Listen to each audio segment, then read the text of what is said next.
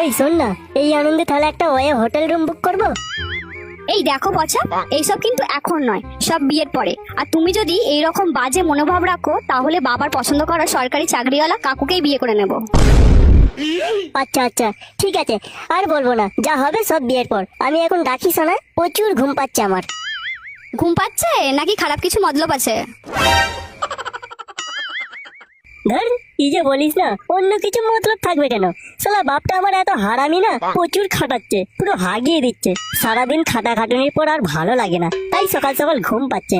এখন রাখিস না। ঠিক আছে, তুমি কাল কিন্তু সকাল সকাল চলে আসবে। হ্যাঁ গো, আমি সকাল সকাল কালকে পৌঁছে যাব। ওহ, মজা গেল, এবার একটু শান্তিতে দেখতে পাবো। Naughty America.